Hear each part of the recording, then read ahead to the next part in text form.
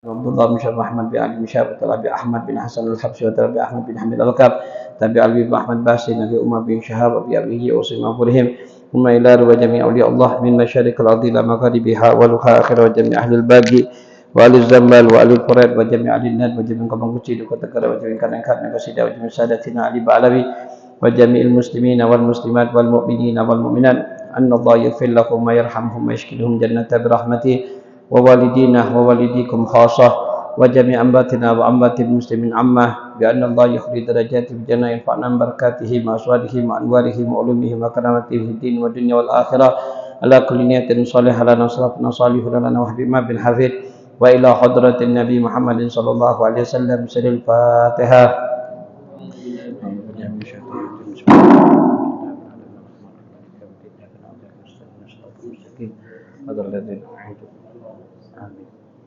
Al-Fatihah biniyati syifa wa wal amr al-aslam li endang raheni binti rahmat karati meja annallahu sifan ajilan la yuqdir sakaman wala alaman ala kulli niyatin salihah lana salafuna salihun lana habibna min hafid wa ila hadratin nabi Muhammadin sallallahu alaihi wasallam sadal Fatihah.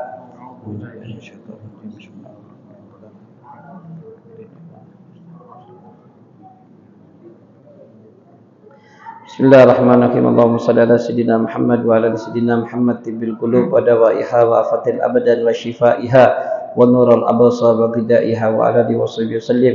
Allahumma yas'aluka afiatan wa tamaman afiyah wa dawaman afiyah wa syukralan afiyah wa qina anin nas wa sallallahu ala sayyidina Muhammadin nabiyil ummihi wa ala alihi wa sahbihi wasallam. Alhamdulillahi rabbil alamin. Bismillahirrahmanirrahim. Alhamdulillahi rabbil alamin.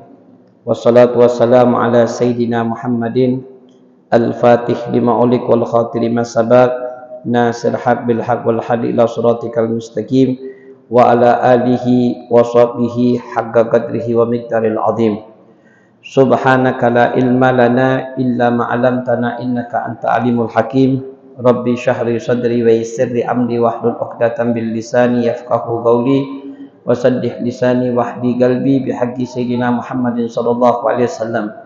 Allahumma zukna fahman nabihim wa khibdal musallim wa irhamul malaikatu mubarrabin.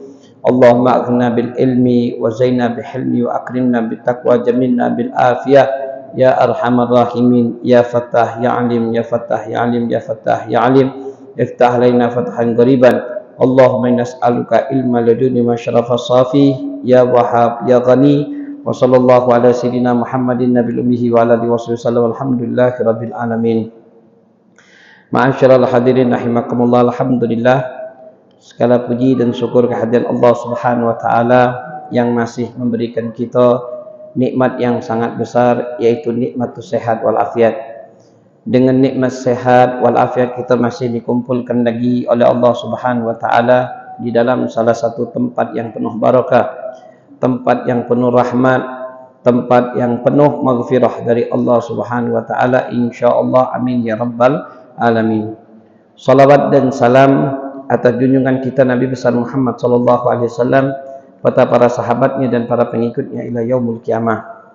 Ma'asyiral hadirin rahimakumullah. Alhamdulillah, pada kesempatan malam hari ini kita akan melanjutkan pelajaran kita sebagaimana kita membaca di dalam kitab Musyafatul Qulub yang dikarang oleh Imam Abu Hamid bin Muhammad Al-Ghazali atau yang dikenal dengan Imam Ghazali rahimahullahu taala.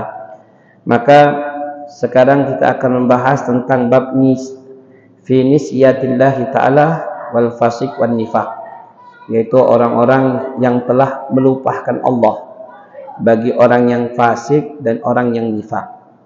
Tapi Imam Ghazali rahimahullahu taala memulai daripada kalimat ini menceritakan tentang ada seorang perempuan yang diceritakan oleh Sayyidina Hasan Basri radhiyallahu anhu.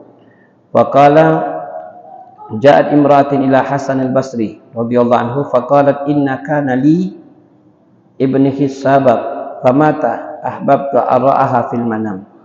Maka diceritakan oleh Sayyidina Hasan Basri radhiyallahu anhu, ada seorang perempuan yang dia mempunyai anak masih sabab ini masih muda. Kemudian masih muda tapi meninggalnya masih muda. Seorang ibu ini kangen atau rindu, pengen ketemu sama anaknya yang telah meninggal dunia. Maka dia minta tolong sama Sayyidina Hasan Basri biar bisa bermimpi kepada anaknya yang telah meninggal dunia. Mungkin minta amalan, dengan amalan tersebut mungkin bisa bermimpi kepada anaknya yang telah meninggal. Maka Sayyidina Hasan Basri memberikan amalan. Setelah diberikan amalan, maka ibu tersebut melihat anaknya lagi diikat, unukuha, lehernya diikat, mukanya hancur, badannya ikat, pakaiannya hancur, seluruhnya seakan-akan anak tersebut lagi diadab oleh Allah. Maka ibu tersebut terbangun dari tidur. Setelah tidur, maka ibu tersebut setelah terbangun daripada tidur katanya, maka dianya tambah lesu, ibu tersebut menangis. Kemudian dia Sayyidina Hasan Basri radhiyallahu anhu ketemu lagi kepada ibu tersebut. Wahai ibu, katanya, kenapa wajahmu tambah pucat, katanya. Apakah engkau belum bertemu kepada anakmu di dalam mimpi? Maka ibu tersebut ngomong, wahai Sayyidina Hasan, katanya, aku sudah bermimpi kepada anakku, tapi anakku lagi diadab oleh Allah Subhanahu wa taala. Lagi disiksa oleh Allah Subhanahu wa taala. Kemudian ibu tersebut tidak mau melanjutkan ceritanya karena sedihnya luar biasa, jadi anaknya lagi diadab oleh Allah Subhanahu wa taala. Maka pergi ibu tersebut. Maka Sayyidina Hasan Basri radhiyallahu anhu bermimpi di dalam surganya Allah Subhanahu wa taala, melihat ada seorang pemuda yang mendekatinya. Habis mendekati, maka ditanya oleh Sayyidina Hasan, "Man antah?" katanya. "Siapa engkau?" Nah, di sini disebutkan anta arifuni, apakah engkau tahu sama aku, katanya. Kata Sayyidina Hasan, "Enggak, aku tidak tahu. Aku adalah ibu yang ingin bermimpi kepadaku," katanya. Akulah anak ibu tersebut. Kata Sayyidina Hasan, "Enggak, anak ibu tersebut lagi diazab oleh Allah." Maka anak tersebut ngomong, "Akulah anaknya." Maka dia bercerita, bagaimana kau mendapatkan kedudukan seperti ini? Nah, baru diceritakan ketika di dalam kubur, katanya ada 550 orang lagi diadab oleh Allah. Di dalam kubur diadab oleh Allah Subhanahu wa taala ada 550 orang, katanya. Kemudian ada salah satu orang yang mengucapkan salawat atas orang yang ahli kubur. Cuman dikasih salawat untuk ahli kubur, maka Allah memerintahkan irfa adabah, katanya. Angkat adabnya dan masukkan di dalam surga dengan rahmatku, kata Allah. Kenapa? Karena sebab orang tersebut membaca salawat atas Nabi besar Muhammad SAW. Kalau kita perhatikan 550 orang lagi diadab oleh Allah, cuman satu salawat bisa mengangkat daripada adabnya. Nah, tapi kata Imam Sayyidina Hasan Basri, bagaimana kalau seandainya kita bersalawat atas Nabi Muhammad lebih daripada 1 kali, lebih daripada 100 kali, lebih daripada 1000 kali. Sampai dikatakan oleh Rasul sallallahu alaihi wasallam, "Man shalla alaihi wahidan sallallahu alaihi asrah." Barang siapa yang bersalawat atasku, kata Rasulullah, 1 kali Allah akan membalas 10 kali.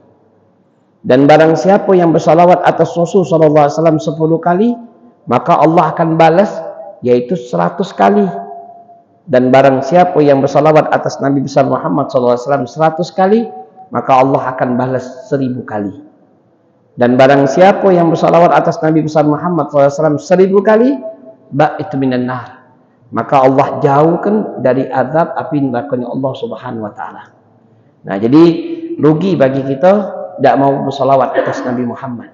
Maka dekatkan diri kita kepada Nabi kita Muhammad sallallahu alaihi wasallam. Nah, Imam Ghazali rahimahullah taala menjelaskan bagaimana kita dianjurkan untuk bersalawat, karena salawat ini salah satu perbuatan yang bisa mengingatkan kita kepada Allah. Beda dengan orang-orang kafir Quraisy atau orang-orang kafir dan orang yang munafik. Sampai di dalam Al-Quran Allah Subhanahu wa taala jelaskan, wala takunu kalladzina nasullah. Katanya jangan katanya, kau jadikan siapa alladzina, orang-orang yang munafik, yaitu yang telah melupakan Allah. Jadi jangan sampai kita termasuk orang-orang yang telah melupakan Allah seperti orang yang munafik.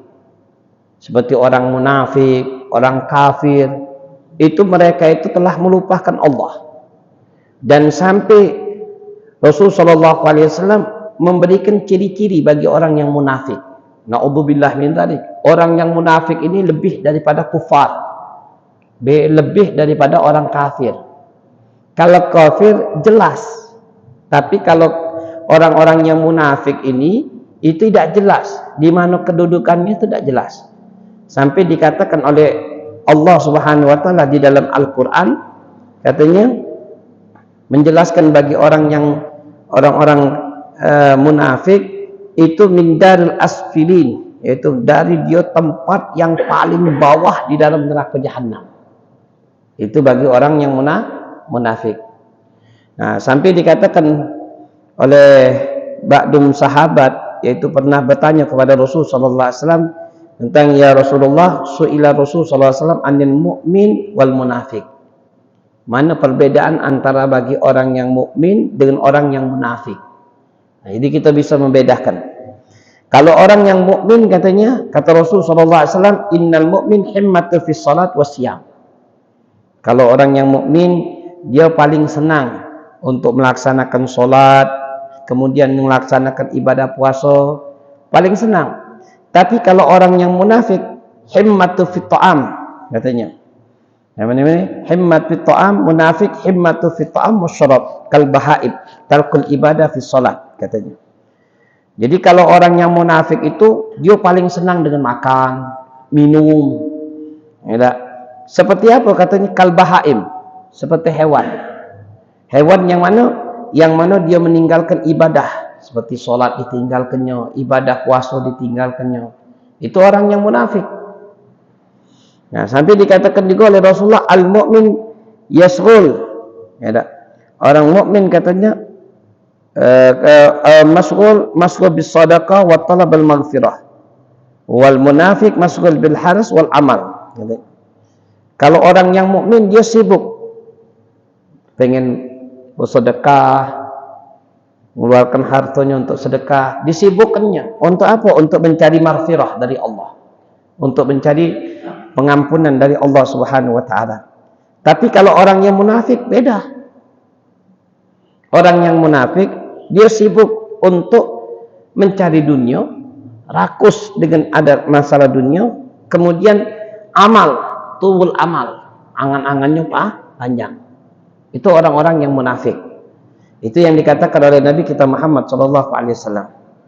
Kalau orang yang mukmin, man asa akal ahad illallah. Mereka ini tidak terlalu panjang angan-angan kecuali serahkannya kepada Allah Subhanahu wa taala. Itu bagi orang yang mukmin. Nah, sampai dikatakan oleh Rasul sallallahu alaihi wasallam, al-mu'min yaqaddil mal duni din, al-munafiq yaqaddid din dunal mal. Kalau orang yang mukmin dia mendahulukan, ya tak? Muqaddam, dahulukan malu duna din, wal munafiq yaqaddimud din inda dunya mal. Wal mu'min amal kullu ahad illallah illa minallah, wal munafiq khaf kullu ahad illa illallah. Wal mu'min yuhsin wa yabki wa yunafiq wa yansi wa yadhik. Maka banyak perbedaan antara orang yang mukmin dan orang yang munafik. Kalau orang yang mukmin selalu memperbagus ibadah kepada Allah, takut kepada Allah, menangis dikarenakan Allah.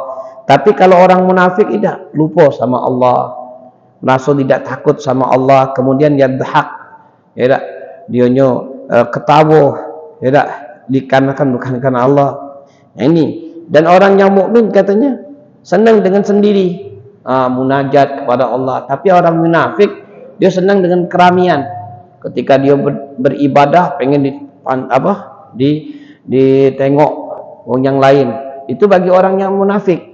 Nah, banyak sekali dikatakan oleh Nabi kita Muhammad SAW sifat-sifat orang yang munafik. Sampai dikatakan oleh Rasul SAW, katanya, al-munafiq ya'muru wa yanha. Katanya orang yang munafik itu biasanya mereka itu memperintahkan atau mencegah, ya tak? Mencegah daripada sesuatu orang yang melakukan perbuatan baik dan memerintahkan melakukan perbuatan dosa. Itu yang orang-orang yang munafik. Sampai dijelaskan di dalam Al-Qur'an, wal munafiquna wal munafiqati ba'duhum min ba'di ya'muruna bil munkar wa yanhauna 'anil ma'ruf. Ya tak? Wa yakbidu aydihim yannasullahu wa yusihum innal munafiqina humul fasiqun wa adallahu munafiqina wal munafiqat fi nar jahannam khalidina fiha hiya hasbuhum laknatullah wa lahum adzabun muqim.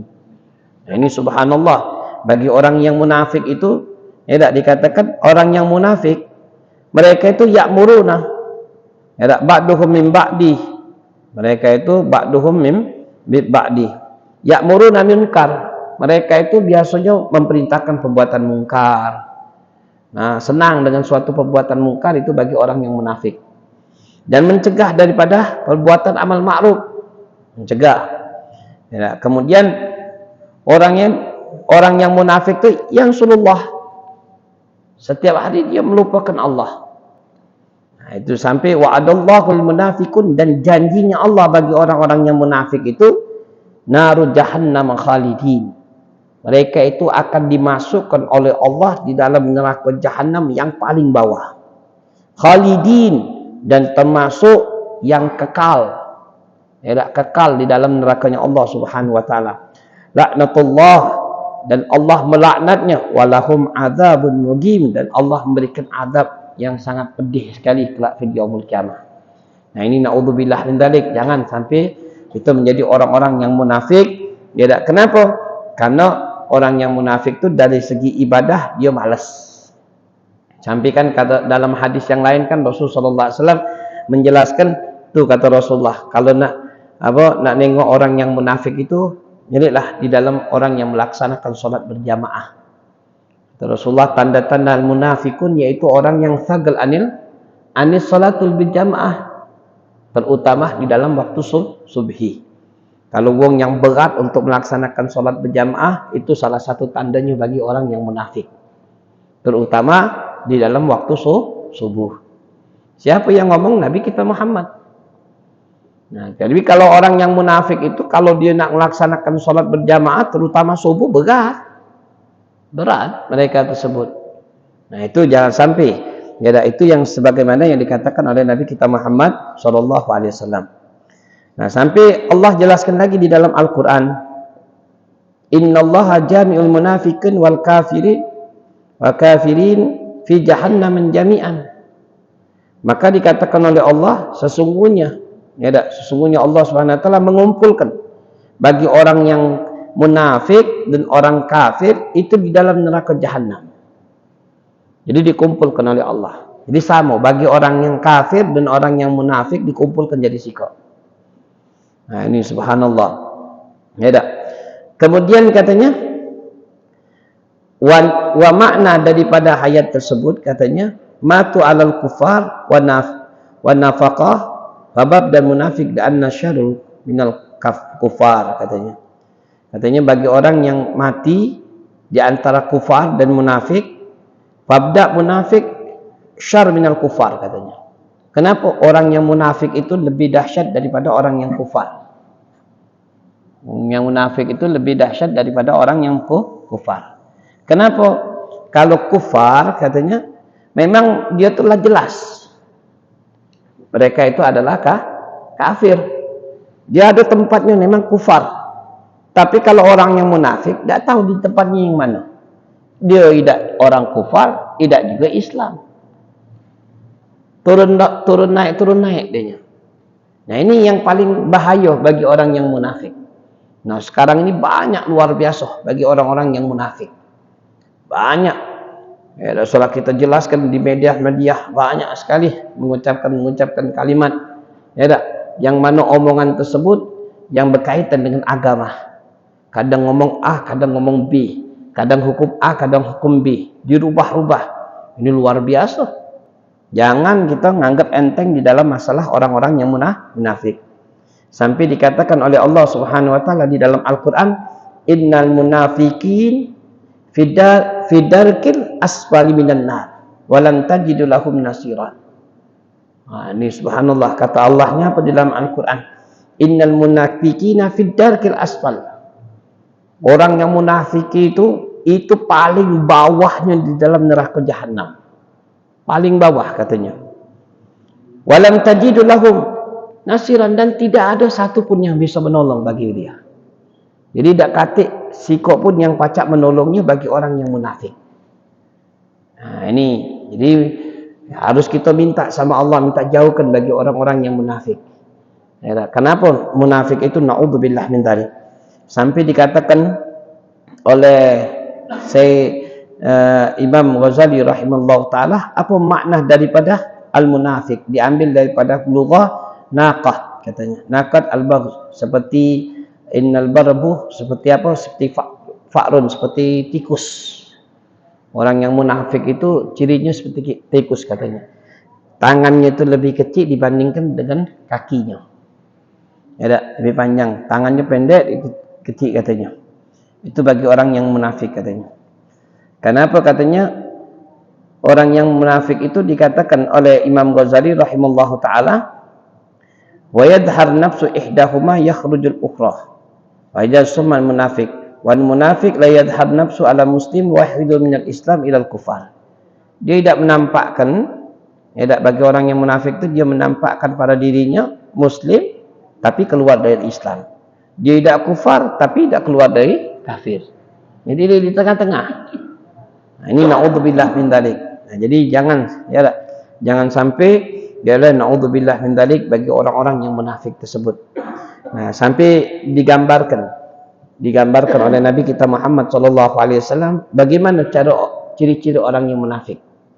Tadi kan sudah kita bahas kan, pernah Rasulullah ditanya apa perbedaan antara orang yang munafik dengan orang yang mukmin. Sekarang Rasulullah menjelaskan orang yang munafik itu kami selesai, katanya. Seperti apa? Seperti kambing. Orang yang munafik itu seperti kambing. Tara'u bainal qata'an minal ghanam tara tataysir ila hadha qata' wa tara ila qata'il wa la taskun bi wahidi minha li anna ghariban yastu minhuma. Kadzalikal munafik la yastagir min muslimin bil kalimati wala ma'a kafir innallaha khalaqan nar lahu sab'atul abwab.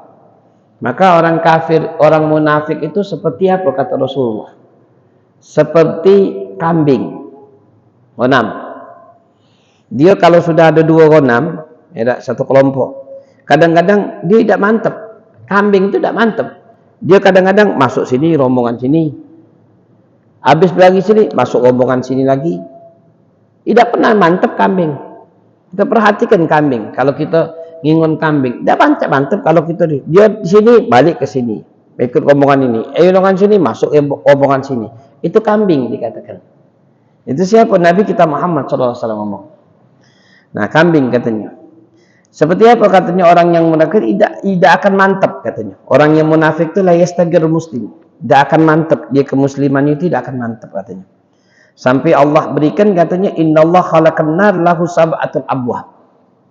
Maka Allah akan berikan bagi orang yang munafik itu yaitu sab'atul abwab minal neraka jahannam. Allah siapkan neraka jahannam itu ada 7 pintu di dalam neraka jahannam. Untuk siapa? Yang paling bawah untuk orang yang munafik. Ini subhanallah.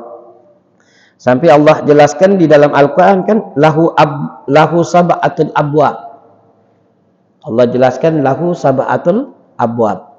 Jadi di dalam neraka jahannam itu ada 7 pintu. Jadi neraka jahannam itu ada 7 pintu.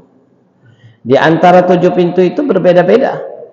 Sampai dikatakan minal hadid mutabikan, katanya. Bil lugha 'alaiha dhahim nuhas wal batan, katanya waruhas. Katanya dari pintu tersebut, dari 7 pintu neraka jahannam itu katanya satu pintu itu terbuat dari tembaga dan dari timah. Jadi panasnya itu dari tembaga dan dari timah. Kemudian di antara asli azab katanya daripada seseorang itu di dalam neraka jahannam itu katanya dari tumpukan-tumpukan daripada surga tersebut katanya itu dikatakan disifatkan oleh Rasul sallallahu alaihi wasallam katanya antara tingkatan neraka jahanam, ya tak? Neraka jahanam itu mempunyai pintu-pintu. Ya tak? Neraka itu kan ada tujuh tingkatan. Neraka itu ada 7 tingkatan. Di antara satu tingkatan itu 70.000 tahun. Ya tak? Di antara satu tingkatan itu 70.000 tahun. Jadi tingkatan yang kedua jauhnya 70.000 tahun lagi.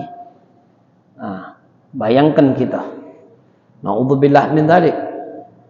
Nah, bagi orang yang munafik itu tingkatan yang paling bawah, paling neraka paling bawah, yaitu bagi orang yang munafik. Sebagaimana yang dikatakan oleh Allah di dalam Al-Qur'an, apa dikatakan oleh Allah Subhanahu wa taala?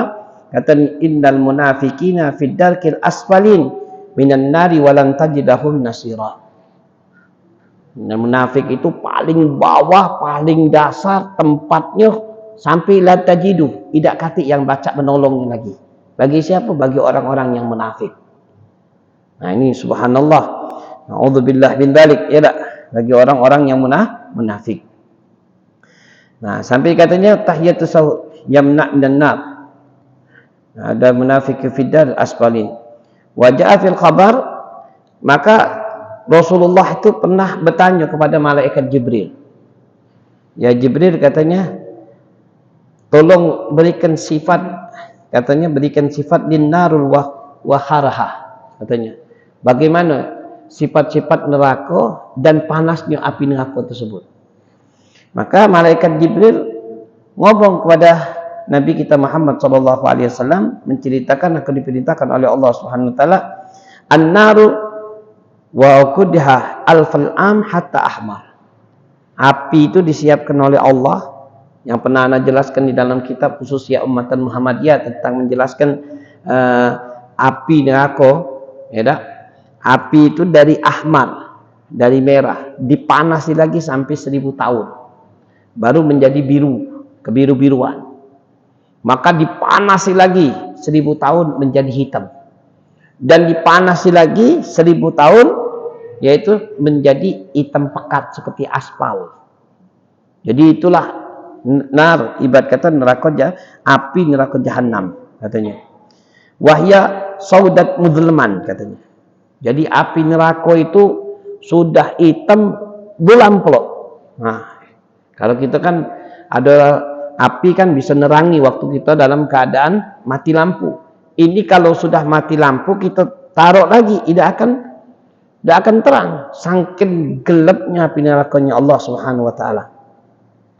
Nah, kemudian digambarkan oleh malaikat Jibril katanya, kalau seandainya ada wong yang dimasukkan katanya baju dari api neraka itu, baju dari bekas dari api neraka, kemudian dicuci di lautan dunia katanya. Dan orang yang makan itu akan mati seluruh dunia katanya. Saking dahsyatnya api neraka tersebut.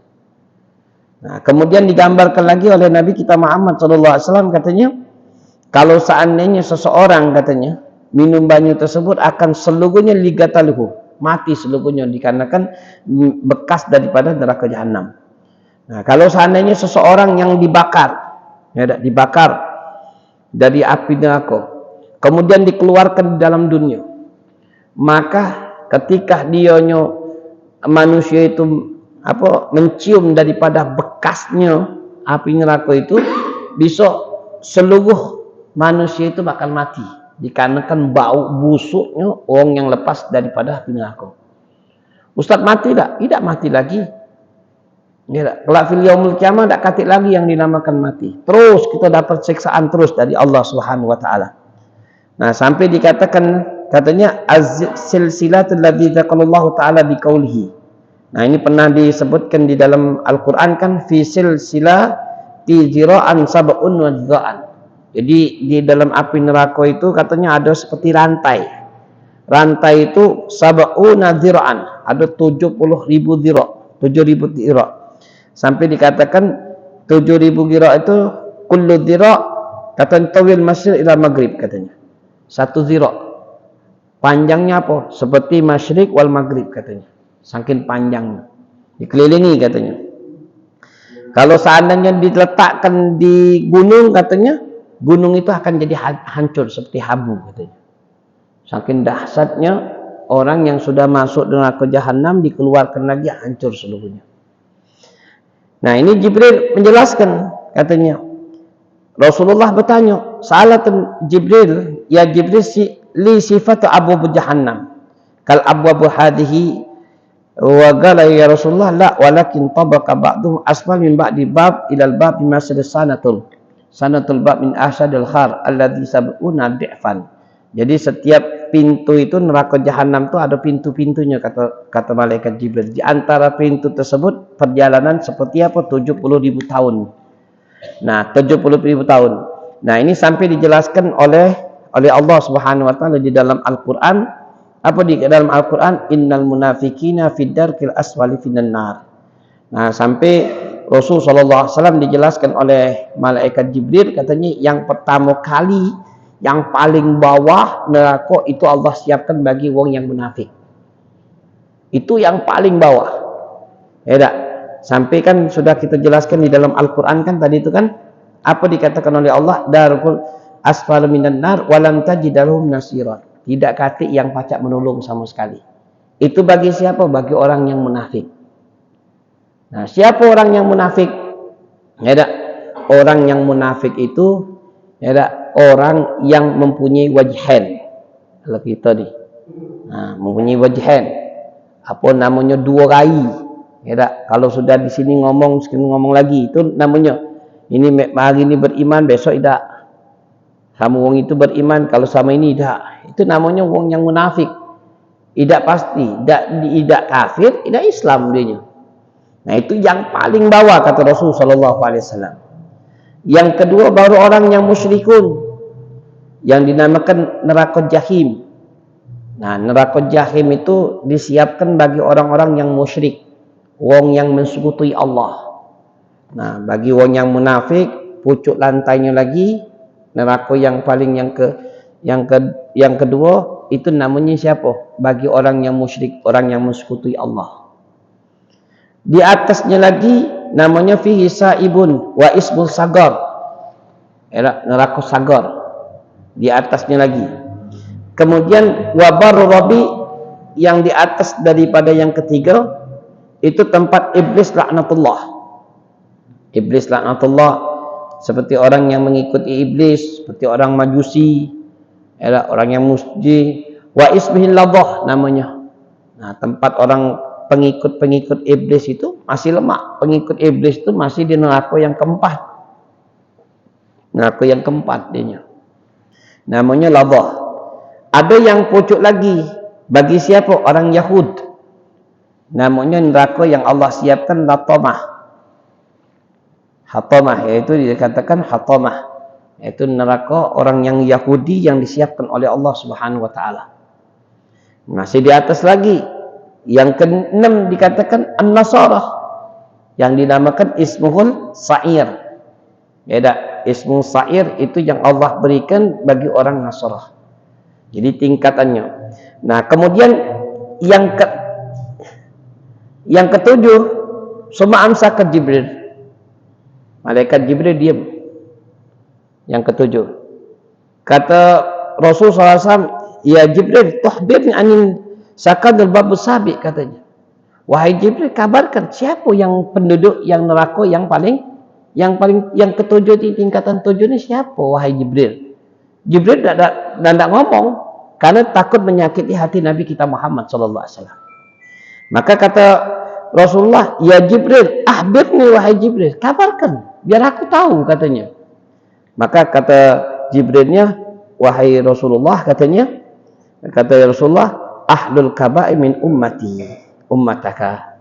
Wahai Rasulullah, ini adalah orang yang melakukan ahlul kaba'ir, dosa besar daripada umatmu. Alladzi matu lam yatub. Ya tak? Mereka itu meninggal tapi belum sempat bertaubat kepada Allah.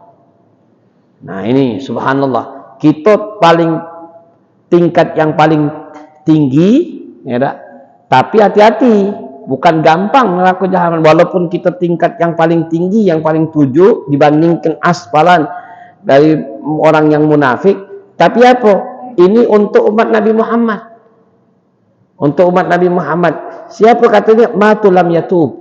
Orang yang mati belum sempat bertaubat kepada Allah SWT melakukan dosa besar. Nah, ini tapi subhanallah, ini membuat hatinya Nabi kita Muhammad SAW yaitu menangis. Nah, sampai ketika ra'atu anna nazala ila qaulu ta'ala wa inna minkum illa wariduha, maka syiddan khauf sallallahu alaihi wasallam min ummati baka min buka'ati syadida. Maka Rasulullah SAW mendengar ayat tersebut, katanya ditakutkan umatnya masuk neraka jahanam, ya, yang paling tingkat yang paling tujuh, katanya itu Rasulullah menangis, takut, al-buka'un syadidah, buka nangis benar Rasulullah SAW. Kenapa? Sayang dengan umatnya. Nah, ini subhanallah, Rasulullah sayang sama kita. Kadang-kadang kita baik yang tidak merasa. Nah, kalau kita disayang oleh Rasulullah SAW, kitanya yang sebenar umat Nabi Muhammad harus kita senangi Nabi Muhammad. Bagaimana cara jenangkan hati Nabi kita Muhammad? Yaitu harus kita benar-benar, ya, harus kita benar-benar kita mengikuti apa yang telah diajarkan oleh Nabi Muhammad. Apa yang diajarkan oleh Nabi Muhammad kita lakukan. Jangan sampai kita tinggalkan, karena Rasulullah sayang sama kita. Jangan sampai kita ini katanya masuk di dalam neraka. Itu untunglah kita neraka yang ini disiapkan oleh Allah yang lantai 7. Tidak yang paling bawah, tapi yang dinamakan neraka, naudzubillah min dzalik. Terbuat pintunya itu dari tembaga dengan timah. Panasnya itu tidak bisa kita ukur dengan akal pikiran kita. Bagaimana siksaan Allah yang Allah siapkan bagi orang yang melakukan maksiat kepada Allah Subhanahu wa taala. Nah, itu yang dikatakan oleh Nabi kita Muhammad sallallahu alaihi wasallam. Maka ala ummatin baka buka'an syadidan fal adib billahi wa yastatarru waqah wa yakhaful khaufan syadid wa yabki ala nafsi. Dan jadi Rasul sallallahu alaihi wasallam merasa nangis benar-benar, tidak takut daripada umatnya.